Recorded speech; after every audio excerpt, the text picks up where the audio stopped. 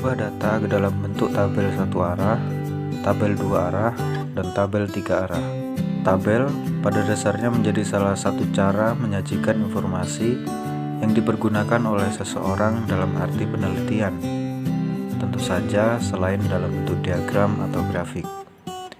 Di sisi lain, terdapat bermacam-macam jenis tabel dengan masing-masing contohnya, yang secara garis besar bisa dibedakan menjadi dua jenis, yaitu tabel sederhana dan tabel kompleks, yang kemudian bisa dibagi lagi menjadi tiga jenis tabel berdasarkan karakteristik data yang disajikan, yaitu tabel satu arah, dua arah, dan tiga arah. Jenis tabel yang kedua yaitu tabel tujuan umum dan tabel tujuan khusus. Tabel merupakan susunan data dalam baris dan kolom, atau bisa juga dalam struktur yang lebih kompleks, di mana penggunaan tabel banyak diterapkan dalam berbagai bidang, diantaranya yaitu komunikasi, penelitian kuantitatif, dan teknik analisis data. Tabel bisa muncul di media cetak, perangkat lunak komputer, dan catatan tulisan tangan. Tabel secara luas dapat diklasifikasikan ke dalam kategori dengan masing-masing contohnya. Perbedaan antara tabel sederhana dan tabel kompleks didasarkan pada jumlah karakteristik yang dipelajari. Dalam tabel sederhana, hanya satu karakteristik yang ditampilkan. Oleh karena itu, tabel jenis ini disebut juga tabel satu arah. Sedangkan dalam tabel yang kompleks, dua atau lebih karakteristik yang ditampilkan. Yang pertama, tabel satu arah. Tabel satu arah ialah tabel yang menyajikan keterangan tentang satu karakteristik saja. Karakteristik yang dimaksud dalam hal ini adalah bermacam-macam hal, seperti jumlah, frekuensi, ukuran, kadar, dan hal lain yang biasanya dinyatakan dalam angka. Tabel satu arah merupakan jenis tabel yang paling sederhana dan mudah untuk dibuat. Yang kedua, tabel dua arah. Tabel dua arah ialah tabel yang menyajikan hubungan antara dua karakteristik dan berbentuk ketika rintisan atau keterangan dibagi menjadi dua bagian koordinat. Tabel dua arah misalnya tabel yang berisi data jumlah penduduk menurut umur dan jenis kelamin, tempat tanggal lahir dan agama, atau jumlah siswa menurut jenis kelamin dan kelas, dan beragam contoh lainnya. Dan yang terakhir, tabel tiga arah. Tabel tiga arah ialah tabel yang menyajikan hubungan antara tiga karakteristik sekaligus, seperti tabel yang berisi data tentang penduduk berdasarkan pada kecamatan, jenis kelamin, dan umur, atau juga data mahasiswa berdasarkan jenis kelamin, agama, dan jurusan. Tabel satu arah. Tabel satu arah ialah tabel yang menyajikan keterangan tentang satu karakteristik saja.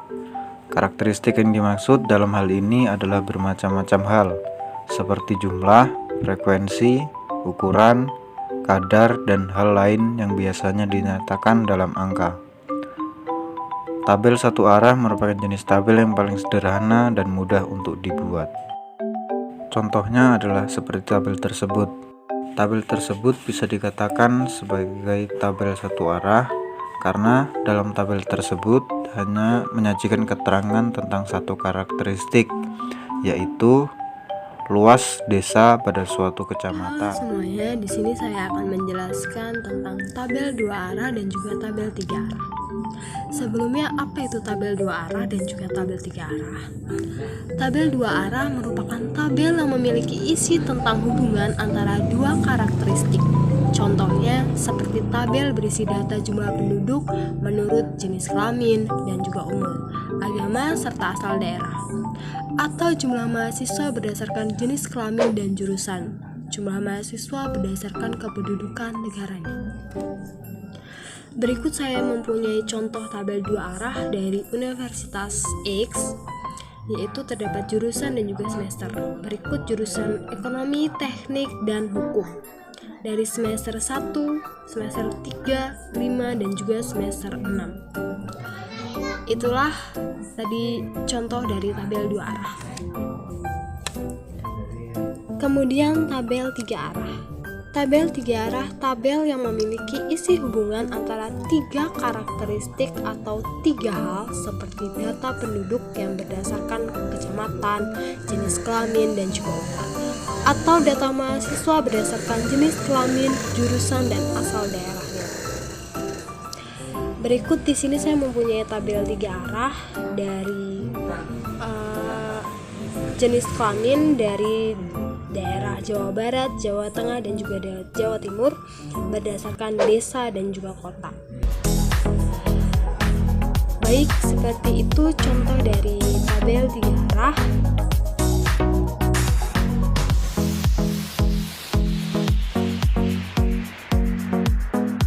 Materi berikutnya tentang diagram garis tunggal. Diagram garis tunggal merupakan diagram yang hanya memiliki satu garis saja dan memiliki sumbu vertikal serta horizontal. Dengan menggunakan diagram garis tunggal ini lebih memudahkan seseorang dalam membaca suatu data antara data yang paling rendah sampai dengan data yang paling tinggi dengan hanya melihat satu kali pada diagram garis tunggal ini. Berikut ada contoh soal mengenai diagram garis tunggal. Terdapat sebuah data kenaikan kelas di suatu sekolah dasar negeri. Admin sekolah tersebut mencatat perkembangan data siswa yang tinggal kelas atau tidak naik kelas yang sudah dibuat dalam kurun waktu 10 tahun.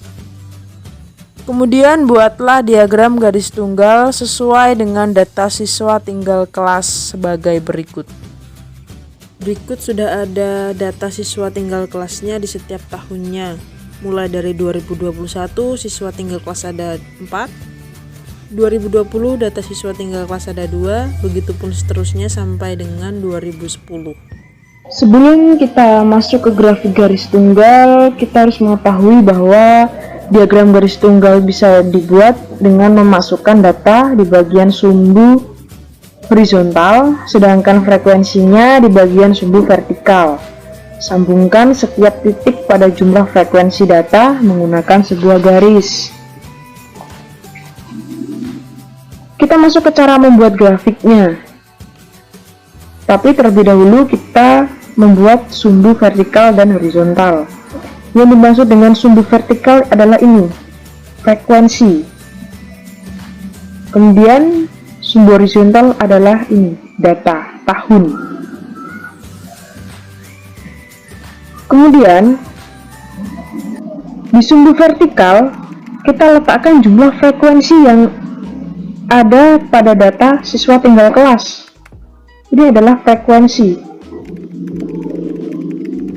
Jumlahnya hanya sampai 5. Kita tuliskan 1, 2, 3, 4, 5, dan 6. Dan ini adalah garis bantu untuk memudahkan kita menyambungkan sebuah garis melalui titik. Ini adalah garis bantu. Kemudian di sumbu horizontal kita tuliskan tahun dari data siswa tinggal kelas. Tahun 2021, 2020 sampai dengan 2010. 2021, 2020 sampai dengan 2010. Kemudian kita mulai buat dari tahun yang atas atau dari urutan pertama yaitu 2021. Kita lihat kembali datanya. 2021 data siswa tinggal kelasnya ada 4. Kita tuliskan di sini titik. Kita kasih titik di pos frekuensi 4, kemudian lurus dengan tahun 2021. Kemudian 2020 sama. 2020 data siswa tinggal kelas ada 2. Kita kasih titik di frekuensi pas dengan angka 2. Kemudian diluruskan dengan 2020. Begitu juga dengan 2019, 2018, 2017 sampai dengan 2010. Setelah itu, setelah tahun semua ini mempunyai titik ini, frekuensi, kita sambungkan titik semuanya ini pada jumlah frekuensi data menggunakan sebuah garis. Kita tarik garis ini mengikuti titik frekuensi dan seterusnya sampai 2010. Berikut adalah contoh membuat diagram garis tunggal. Kemudian materi berikutnya adalah diagram garis ganda. Diagram garis ganda merupakan sebuah grafik garis yang diplot dengan dua buah garis atau lebih. Diagram garis ganda umumnya digunakan untuk menggambarkan rangkaian data dengan lebih dari dua variabel yang berubah dalam periode waktu tertentu. Variabel bebas biasanya berada pada sumbu horizontal, sedangkan dua atau lebih variabel terikat berada pada sumbu vertikal. Berikut ada contoh soal mengenai diagram garis ganda. Terdapat sebuah data berisi nilai ulangan sekolah dasar negeri yang direkap dari 10 siswa dengan nilai tertinggi dari dua buah jenis ulangan yang berbeda. Dan berikut tabel datanya. Berikut adalah tabel data dari contoh soal diagram garis ganda. Di sini tertera ada nama siswa-siswi sekolah dasar, kemudian nilai ujian pertama dan nilai ujian kedua. Seperti Ali, ujian pertama 79 dan ujian kedua 84. Kemudian Acong, ujian pertama 79, ujian kedua 89. Begitu juga dengan seterusnya sampai dengan yang terakhir. Kita masuk ke gambar diagram garis ganda. Diagram garis ganda ini hampir sama dengan diagram garis tunggal. Hanya saja pada diagram garis ganda ini terdapat garis sambung antar frekuensi itu berjumlah dua garis. Seperti ini. Sebelum itu, kita harus membuat sumbu vertikal dan sumbu horizontal seperti pada diagram garis tunggal. Kita buat di sini sudah tertera.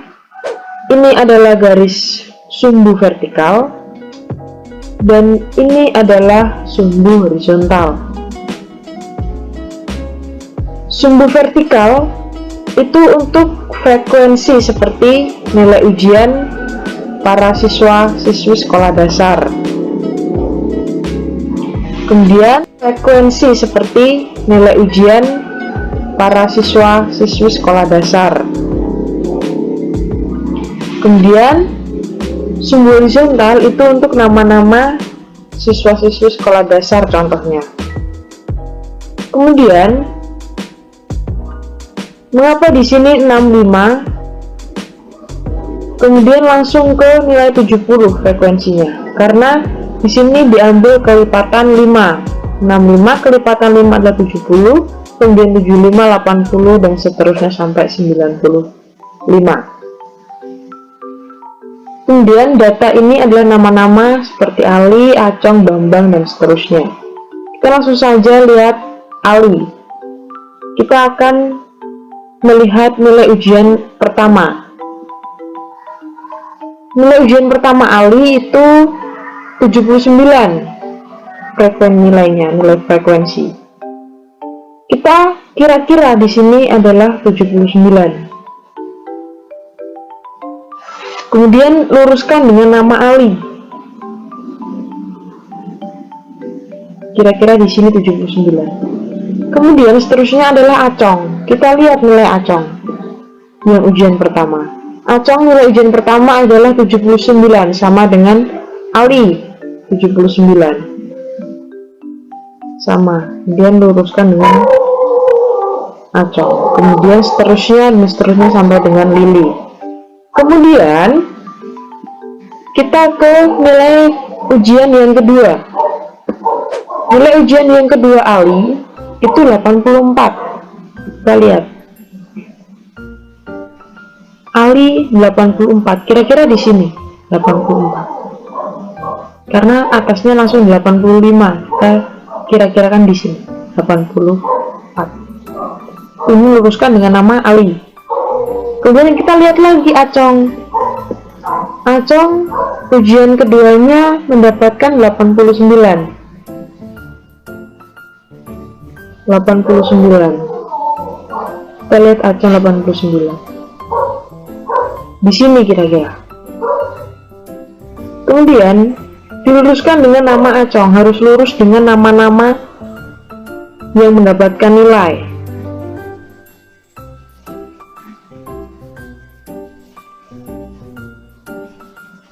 Lurus dengan nama-nama atau nilai yang sesuai dengan nama siswa. Kemudian Bambang, kita lihat Bambang.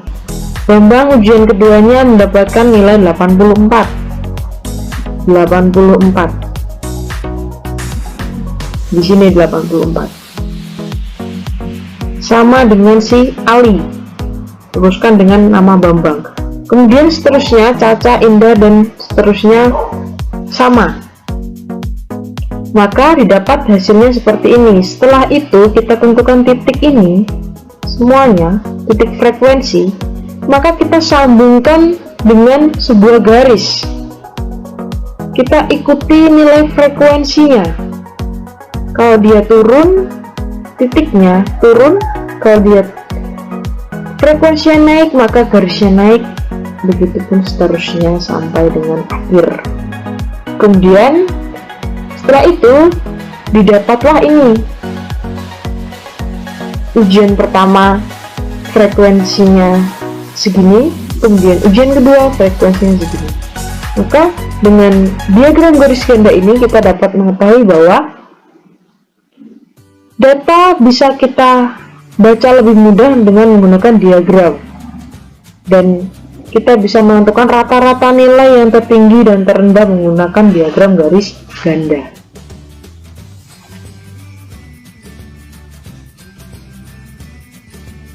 Ini saya akan menjelaskan cara mengubah data tabel ke bentuk diagram batang dan sebaliknya. Contoh 1. Tabel 1 banyak siswa SD Jaya berdasarkan kelas dan jenis kelamin. Ini merupakan tabelnya. Yang di atas ini disebut dengan judul tabel. Tabel di sini terdiri dari 4 kolom. Garis ke bawah yang disebut dengan garis vertikal disebut dengan kolom. Di sini ada 4 ya. Sedangkan garis yang lurus atau disebut dengan garis horizontal ini disebut dengan baris. 1 baris, 2 baris, 3 baris. Nah, selanjutnya kita ubah tabel ini ke bentuk diagram batang. Perhatikan cara mengubahnya. Biasakan untuk mengubah data tabel kita harus membuat 2 buah garis tergantung dari nilainya. Apakah nilai tabel itu bernilai positif atau bernilai negatif. Nilai negatif cirinya adalah memiliki tanda seperti ini. Misal negatif 20. Tanda strip di depan ini disebut dengan negatif. Dikarenakan di sini tidak ada negatif, semuanya positif, maka garisnya yaitu garis Y atau sumbu Y itu kita gariskan dari atas ke bawah. Ini disebut dengan sumbu Y. Sedangkan ke samping ini disebut dengan sumbu X.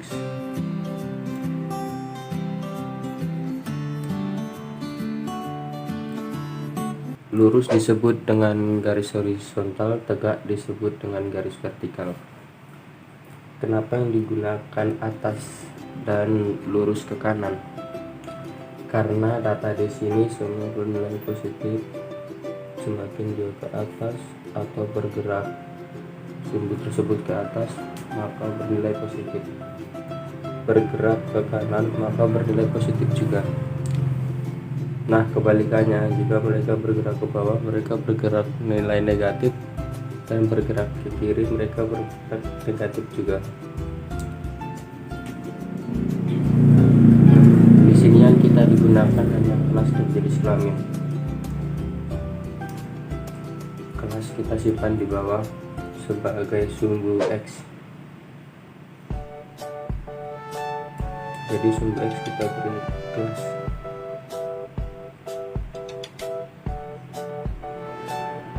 Jenis kelamin kita beri judul di sumbu Y.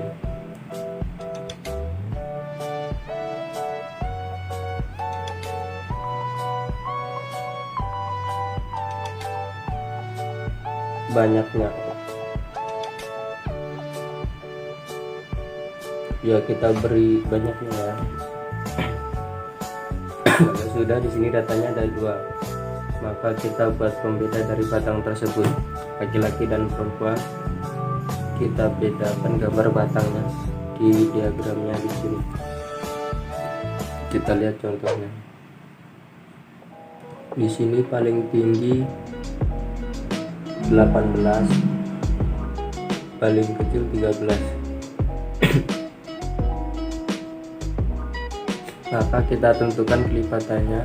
Jika tidak mau ditentukan kelipatannya, kita tulis di angka 1, angka tertinggi sampai angka 18. Kita coba tulis saja semuanya. Kalau nggak, kita tulis aja kelipatannya, gunakan kelipatan dari 18.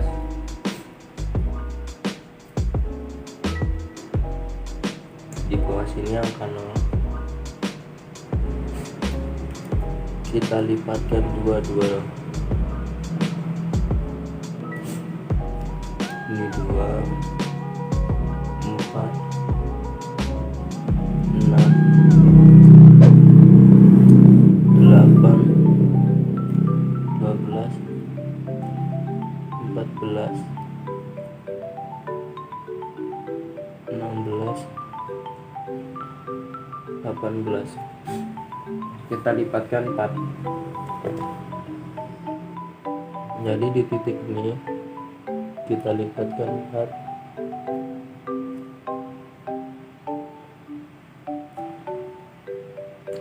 Kita kasih tanda garis yang lebih panjang. Ini untuk lipatan 4. Lipatan setelah 4 yaitu 8. Kita lewati satu garis. Lipatan selanjutnya adalah 8 ditambah 4, 12. Lipatan berikutnya 12 tambah 4, 16. Lipatan berikutnya 16 tambah 4, 20. Kalau 1 laki-laki 19, perempuan 13. Kita buat diagram untuk kelas 1. Kita kira-kirakan di sini ya. 19 berarti ada di sebelah sini ya, agar mendekati angka 20. Kita kirakan 19 di sebelah sini. Kita menggunakan titik-titik putus-putus. Ini adalah garis buntu.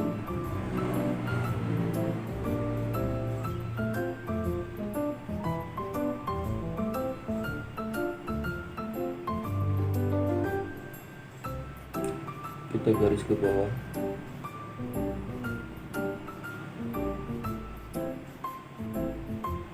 Gariskan ke bawah lagi.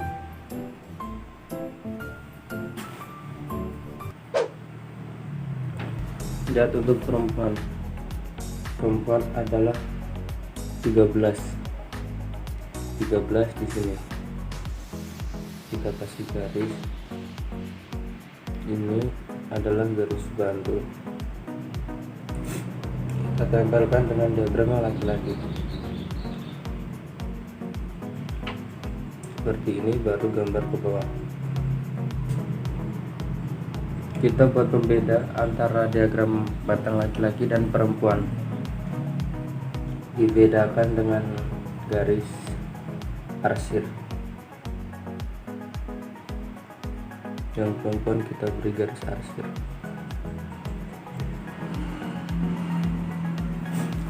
Kita beri judul di bawahnya, kelas 1.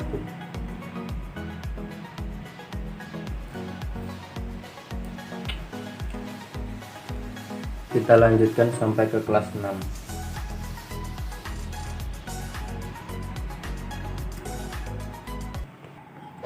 Nah, yang terakhir kelas 6. Untuk kelas 6 laki-laki 16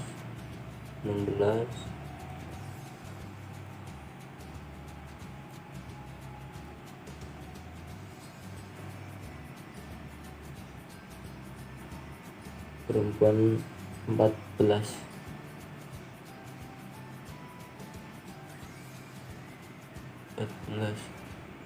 Di bawah ada 15 ini.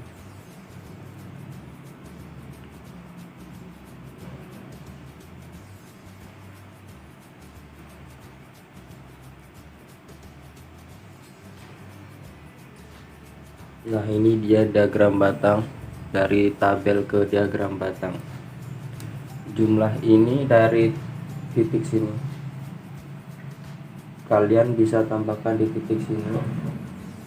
Di sini tingginya 19 dan di sini 13. Dan digabung jumlahnya di sini tuh kalau ditambahkan 32. Boleh ditambahkan angka di atas atau tidak. Pada umumnya tidak ditambahkan. Oke, terima kasih penjelasan dari saya. Terima kasih.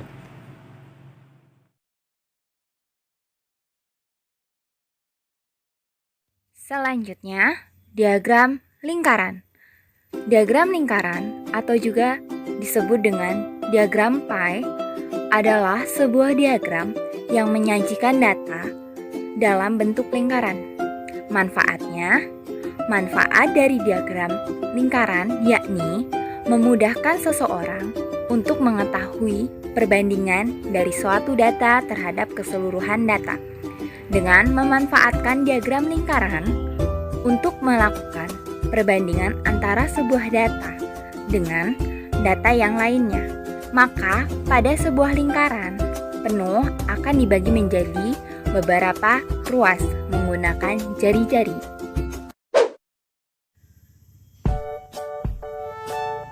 Hubungan sudut lingkaran dengan nilai data dan nilai total data berdasarkan rumus berikut. Sudut sektor sama dengan nilai data dibagi nilai total dikali 360 derajat.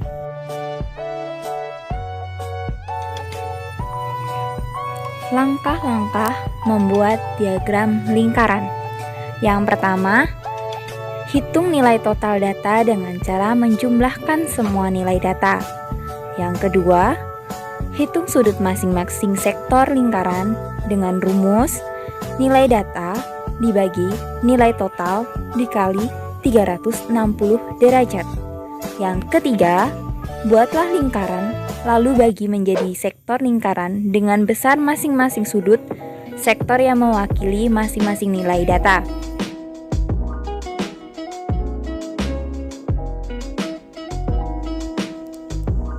Contoh soal. Toko buah Sela dalam sehari terjual buah sebagai berikut. Buah nanas 30 kilo, semangka 50 kilo, jeruk 25 kilo, leci 60 kilo, mangga 15 kilo. Buatlah diagram lingkarannya. Langkah pertama, hitunglah nilai total data terlebih dahulu. 30 ditambah 50 ditambah 25 ditambah 60 ditambah 15. Hasilnya adalah 180 untuk nilai total datanya adalah 180. Kemudian langkah kedua, hitung sudutnya. Kita menggunakan rumus nilai data dibagi nilai total dikali 360 derajat. Kenapa 360 derajat? Karena besar satu lingkaran penuh adalah 360 derajat. Sudut untuk buah nanas adalah 30 dibagi 180 dikali 360 derajat. Kita coret yang bisa dicoret, yaitu 360 dibagi 180 sama dengan 2. Kemudian 180 dibagi 180 sama dengan 1. Maka besar sudut untuk buah nanas adalah 60. Selanjutnya, besar sudut untuk buah semangka adalah 50 dibagi 180. Kemudian dikalikan dengan 360 derajat. 50 dibagi 180, kemudian kalikan dengan 360 derajat. Hasilnya adalah 100 derajat. Sudut untuk buah jeruk adalah 25 dibagi 180 dikali 360 derajat. Maka hasilnya adalah 50. Derajat sudut untuk buah leci adalah 60 dibagi 180 dikali 360 derajat. Maka hasilnya adalah 120 derajat. Sudut untuk buah mangga adalah 15 dibagi 180 dikali 360 derajat. Maka hasilnya adalah 30 derajat.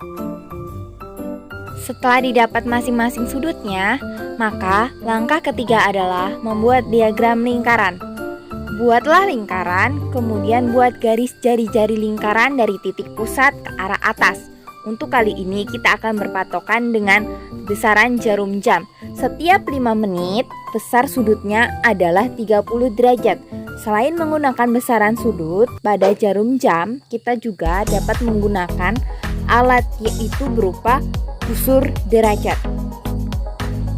Ingat, setiap 5 menit mewakili 30 derajat.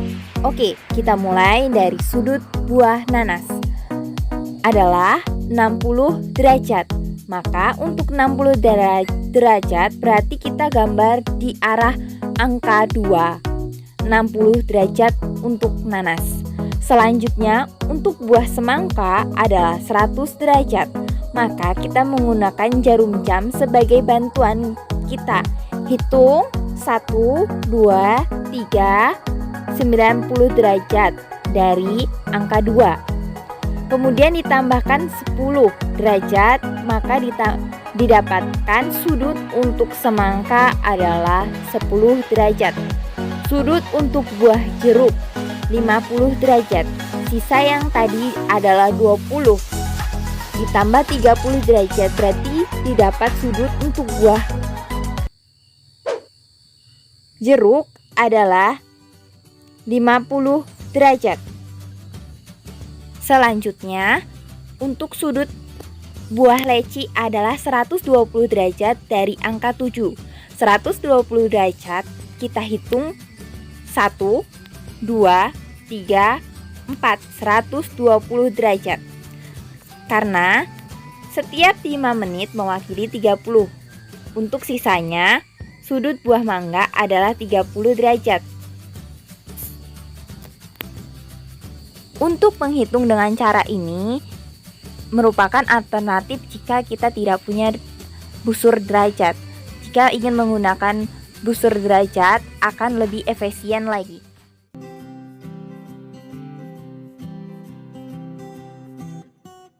Selamat sore, perkenalkan nama saya Sofi Angelia. Di sini saya akan menjelaskan materi selanjutnya tentang piktogram atau diagram lambang. Diagram lambang adalah penyajian data dalam bentuk gambar-gambar yang mewakili nilai-nilai tertentu. Datanya biasanya disajikan dalam bentuk gambar. Nah, gambarnya ini mewakili banyaknya benda yang sesungguhnya. Nih, contohnya seperti ini. Pak Somad memiliki kebun jeruk yang sangat luas dari hasil panen kebunnya. Pak Somad selalu mencatat di dalam buku khasnya tentang panen yang dilaluinya selama 6 bulan. Nah, di sini ada datanya nih. data panen Pak Somad selama 6 bulan. Ubahlah ke dalam diagram piktogram. Oke, diagram piktogram tuh seperti ini. Nah, ada keterangannya nih. Kalau jeruk yang besar itu mewakili 100 ton, kalau jeruk yang kecil itu mewakili 50 ton. Nah, di bulan Januari panennya Pak Somad 500 ton. Berarti kita menggunakan yang besar saja ya. Oke, kita buat jeruknya sebanyak 5 saja. Kenapa 5? Karena kan setiap jeruk besar mewakili 100 ton. Seperti itu. Maaf kalau gambarnya kurang bagus. Mungkin ya tidak bulat.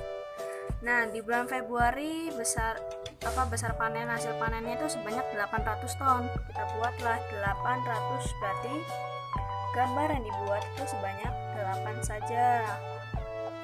2 3 4 5 6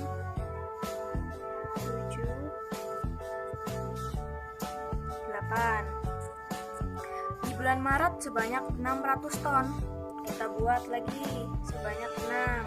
1 2 3 4 5 dan 6. Nah, di bulan April ini sebanyak 450 ton. Seperti apa buatnya? Oke, kita buat dulu sebanyak 400. 1 2 3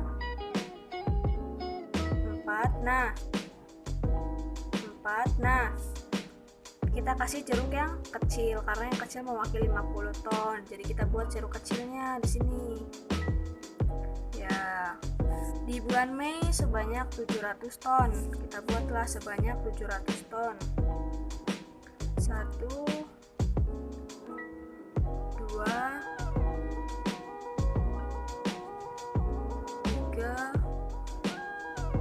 4 5 6 7. Di bulan Juni 650 ton. Oke, kita buat sebanyak 650 ton. Jadi kalau pakai diagram piktogram ini, gambarnya hanya untuk mewakili saja. Kan nggak mungkin kita buat gambarnya sebanyak 600 toh. Jadi ini buat mewakili saja. Ada berapa nih? 1 2 3 4 5 dan 6. 650 berarti kita buat yang kecilnya. Ini kalau yang diminta skalanya 2 ya. Nah, kadang-kadang kita diminta hanya skalanya cuma 1. Kalau skalanya cuma 1 yang diminta, kita pakai yang besar. Kita buat saja yang besar nih, seperti ini. Nah, gimana sih kalau misalkan diminta skalanya cuma 1 tapi yang besar, tetapi ada nominal 50-nya itu seperti apa? Ini contoh ya. Contoh yang ke 450 nih. Kalau yang diminta skalanya besar. Kalau skalanya yang diminta besar, kita buat gambarnya seperti ini. Sama, kita buat 400 dulu. 3 4 dan 50-nya itu kita cuma gambar setengah saja. Kita gambarnya setengah saja. Karena setengah ini kan mengandung 50 dan setengahnya lagi 50. Kalau diminta skalanya yang 50, berarti kita buat yang kecil-kecil nih, yang kecil-kecil contohnya ini ya. Sebanyak 500 ton dengan skala jeruknya yang kecil mewakili 50 ton. Oke, kita buat 1 2 3 4 5 6 7 8 9 10. Nah, ini kan 50 toh. Ini 50 juga. Jadi ini 100, 200, 300, 400. Nah, ini kalau yang diminta skalanya 2 ya. Nah, kadang-kadang kita diminta hanya skalanya cuma satu. Kalau skalanya cuma satu yang diminta, kita pakai yang besar. Kita buat saja yang besar nih, seperti ini. Nah, gimana sih kalau misalkan diminta skalanya cuma satu tapi yang besar, tetapi ada nominal 50-nya itu seperti apa? Ini contoh ya. Contoh yang ke 450 nih. Kalau yang diminta skalanya besar. Kalau skalanya yang diminta besar, kita buat gambarnya seperti ini. Sama, kita buat 400 dulu. 3 4 dan 50-nya itu kita cuma gambar setengah saja. Kita gambarnya setengah saja. Karena setengah ini kan mengandung 50 dan setengahnya lagi 50. Kalau diminta skalanya yang 50, berarti kita buat yang kecil-kecil nih, yang kecil-kecil contohnya ini ya. Sebanyak 500 ton dengan skala jeruknya yang kecil mewakili 50 ton. Oke, kita buat 1 2 3 4 5 6 7 8 9 10. Nah, ini kan 50 toh. Ini 50 juga. Jadi ini 100, 200, 300, 400, 500. Sama seperti itu juga yang lainnya. Jadi kalau misalkan menggunakan skala yang besar, seperti gambar jeruk ini kan besar, dengan skalanya 100, tetapi ada datanya 450, berarti 50-nya hanya setengah. Tapi kalau menggunakan datanya yang kecil, yang kecil kita buatlah yang kecil-kecil seperti ini, sebanyak datanya ini 500.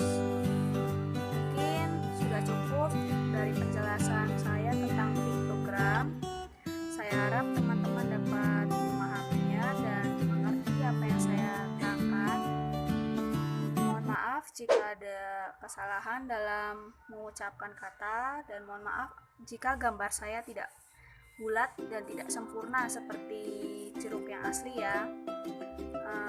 Sekian saya ucapkan, terima kasih.